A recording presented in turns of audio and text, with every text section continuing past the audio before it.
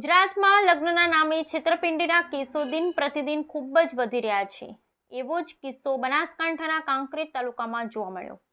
બનાવની હકીકત એવી છે કે દેસાઈ લક્ષ્મીબેન જોરાભાઈ વિધવા ઉંમર વર્ષ આશરે પુખ્ત, ધંધો ખેતી, મૂ પોપાદર, તાલુકો કાંકરેજ, જિલ્લો બનાસકાંઠા, વહુના અબરખાસ સાથે આરોપી રાવળ અમરતભાઈ હીરાભાઈ રહેવાસી કોલીવાડા, તાલુકો સાંતલપુર, જિલ્લો પાટણના સંપર્કમાં આવતા આરોપીએ જણાવ્યું કે મારે એક છોકરાના લગ્ન કરવાના છે, તો કોઈ સારું ઘર હોય તો કહો। આરોપી કહું કે અમારે એક છોકરી છે, ક્યાંક સારું ઘર મળે તો કરવું છે। આરોપી સાથે વાતચીત કરીને 3 લાખમાં નક્કી કરી લગ્ન કરાવ્યા હતા। વહુ ઘરે લાવ્યા પણ 10 દિવસ પછી પીડિત પરિવારને છેતરપિંડીનો અહેસાસ થયો। થરા પોલીસ મથકે ફરિયાદ નોંધાવી હતી, જેની હકીકત આ પ્રમાણે છે। સાહેબ, હું એક વિધવા છું। મારો એક દીકરો નામે રમેશ અને 2 દીકરીઓના નામે હેતલ અને કોમલ છે, જે બંનેના લગ્ન કરી દીધેલ છે। હાલ હું મારા દીકરા સાથે ઘેર રહી ખેતી કરી ગુજરાન ચલાવું છું। નાના દીકરા શૈલેષે મારી સાથે રહી। મારી ફરિયાદની હકીકત એવી છે કે મારા દીકરા રમેશના લગ્ન થતા ન હતા, તેથી અમે તેના લગ્ન માટે વાતચીત કરતા હતા।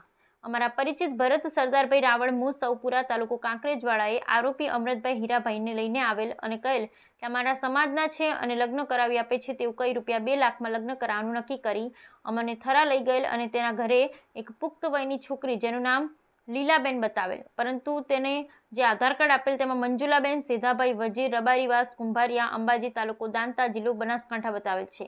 તે ઘર ખાનગી રીતે લગ્ન કરાવી 2 લાખ લીધેલ છે અને કન્યા અમારા ઘેર કર્યા હતા। લગ્ન પછી એક અઠવાડિયું રહેલ અને તેને આરોપી થોડા દિવસોમાં મૂકવા આવીશ તેવું કહીને લઈ ગયેલા, જે આજ દિન સુધી મૂકવા આવેલ નથી, જેમાં અમારી સાથે આરોપીઓએ ઠગાઈ કરેલ છે।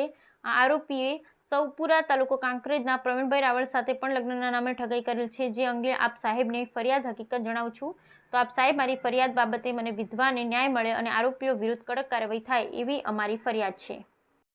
બોલો બેન, તમારે શું તકલીફ છે?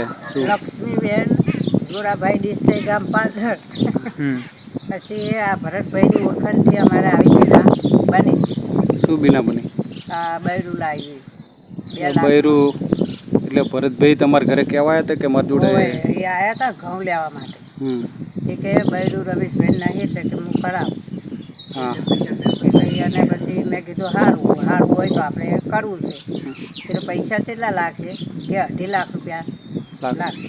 2.5નું કીધું મને। હા, પછી મેં કીધું સારું હેડ આપણે પછી કીધું થોડા ઘણા ઉષા કરાવજો, અમે ગરીબ માણસ છો એટલે કે સારું કે ઉષા કરાવશે, તમે આવજો જ ખરા।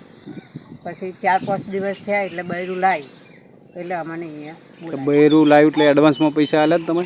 એટલે એ નહોતા આવ્યા।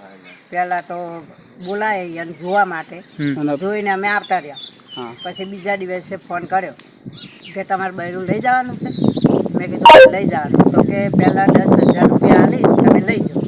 એટલે અમે પહેલાં 10,000 ભર્યા। 10,000 તમે થરાથી લીધા હતા? હવે અમે થરાથી કઈ રીતે? તમે કોઈક કહેતા હતા અમે ઉસીટા લીધા હતા 2 દિવસના પેલા તમારી દીકરી કહેતા હતા કે બુટ્ટી? ના, એ તો બુટ્ટી પછી આપણે ચીરી પૈસા ભર્યા ને ત્યારે બુટ્ટી અને મિલાવી। કોને મિલાવી? ભરત જોડે રહીને બુટ્ટી મૂકાઈને પૈસા લીધા? બુટ્ટી મિલાવી કે તમે મેલો ને તો થઈ પડશે કે બરાબર। અને 50 લાયા મેં પીઢી મળી। તમે બૈરું લાયા, ભાઈએ મોકલે, જવાબદારી તો લીધી છે ને? જવાબદારી કોને લીધી? જવાબદારી કે હું લઈશ કે નાહી જશે એટલે કોણ? હું એટલે ભરતભાઈ? ભરતભાઈ જવાબદારી લીધી કે નાહી જશે ને એ તો કે અમારે ટ્રેન માફ કરાવી કે પાછી આપણને લાયા છે। પછી અમે પછી પાછળથી નાહી ગઈ ત્યારે અમે ફોન કર્યો ને એટલે કે બૈરું છે એનું ને પૈસા છે એના। એવું કોને કીધું? અમરતભાઈ? ભરતભાઈ કીધું અમને કે પૈસા નહીં મળે ને કોઈ નહીં મળે, કે શું કામ કે મિલ્યા? કીધું નાહી ગયું છે બૈરું, અમે મિલ્યા નથી, અમે લાવ્યો અમારા ઘર માટે ને અમે શું કામ મિલ્યા? એટલે અમારા ઉપર હાથ નાખી ફસાવા માટે। અમરતભાઈને તમારો પરિચય કેવી રીતે થયો? અમારે તો ભરતભાઈ અમને ઓળખાણ આવી કે અમારા ભૈલા છે એટલે લાવે છે।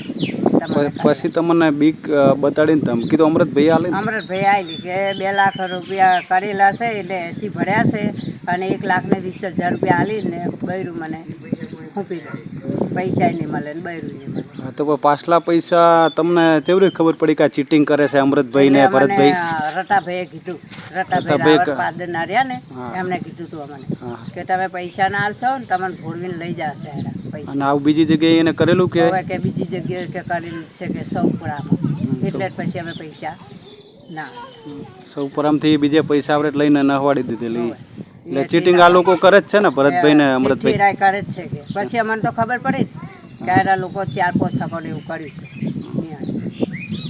અને પછી હવે એ લોકો શું કહે કે આવું તો અમે કેટલી જગ્યાએ કર્યું આવું તો કે કોણ લઈ ગયું ને કોણ રહી ગયું કે પોલીસ થી બિયાતા નહીં કે કોર્ટ થી બિયાતા નહીં કોઈથી બીવાતા નથી કે પોલીસ તો કે શું કરે મને એમ કહેતા ફરિયાદ કરવી હોય તો કરો ના કરવી હોય તો કરો પણ પૈસા નહીં મળે બૈરું નહીં તમારે જે કરવું એ કરી નાખો બીજું કે આવું એમ જ કેટલી જગ્યાએ કર્યું છે કોઈને અમે ગોઠતા નહીં નથી ગોઠતા અમે આવતા નથી અને આમાં કે દસ્તાવેજ કે શું કરવો છે કે તમારે દસ્તાવેજ કરવાનું કર્યું તો તમારે એવું કેવું પડે ને કે આપણે એને માતાજીના મંદિરે ફુલાર કરીએ કોર્ટમાં મેરેજ કરીએ બધું કીધું કે તારે કે એમના એમ કરી આવો મેં કીધું એમના એમ તો ના કરાય ને કેમ કે આ તો ભાઈ દલાલનું કોમ છે દલાલના હાથમાં છે નાહી જાય તો અમારી આબરૂ તો જાય તો કે તમારે કોઈ જોવાનું નહીં નાહી જશે કે લાયાલ છે જવાબદારી ભરતભાઈ ને અમૃતભાઈ કીધું હવે ભરતભાઈ કીધું કે તો અમૃતભાઈ લાયાલ છે અમૃતભાઈ અમૃતભાઈ તો ચોખ્ખી ના પાડતા હતા કે નાહી જશે અને બધું થશે તમે લાયાલ છે નહીં પૈસા બીજા વધના છે એ ભરી દો તમે સૂતા ને અમે સૂતા એમ કીધું અમારે એટલે હવે તમે શું કહેવા માંગો તમારે આ લોકો છેતરપિંડી બીજા હરે ના કરે અને આવું તો 4-5 જગ્યાએ એને આવું કર્યું એટલે અને બીજે ના કરે એટલે તમે એના કોઈ સરકારમાં કહેવા માંગો આમના કહેવા માંગો શું કહેવા માંગો કે કોઈ દાડા આવું કોઈના જોડે છેતરપિંડી કરે નહીં ગરીબ માણસ જોડે અમે ગરીબ છે અમે કોઈ માલદાર છે નહીં અમારા પાસે કોઈ આવક છે નહીં 8 વાગે શું હું રોડી બેસું અને મારે મજૂરી કરું છું દાડો કે દાડો હાથમાં લાઈન ખાઉં છું તમારી જોડે આજ છેતરપિંડી વિશ્વાસઘાત કર્યો અમૃતભાઈ કયો રહે અમૃતભાઈ થરામ રહે છે અને ભરતભાઈ કયો રહે ભરતભાઈ થરામ રહે છે એમ સારું તો હવે આ બાજુ ભાઈ તમારે અમારે દીકરો થાય રમેશભાઈ એમને લાવી લીધું આ પૈસા લેવડ દેવડમાં તમારે દીકરી હારે હતા હિતલબેન હારે એમને જ બુટી આ લોકોએ મૂકવરાઈ હતી ને બુટી તાત્કાલિક પૈસા લેવા અને હોની દુકાને એ આવેલા છે પાછા ભરતભાઈ મિલાવી છે ભરતભાઈ કે થોડા વધારે આલો એટલે હોની અમને 25,000 રૂપિયા આવેલા અને બીજા હું ગંજમાંથી લાવી 50,000 એમ કરીને 70,000 રૂપિયા આલ્યા એ દિવસે અને હોની દુકાનમાં ગણીને આલ્યા. ભલે બેન, તો આ તમારી વાત છે, અમે સરકાર સુધી પ્રેસ મીડિયા માધ્યમથી અમે પહોંચાડવાનું કરશું. તમને ન્યાય મળે ને બીજા ગરીબ લોકોને આ લોકો આપણે વિશ્વાસઘાત ના કરે, છેતરે નહીં, એ માટે આપણે રજૂઆત કરશું.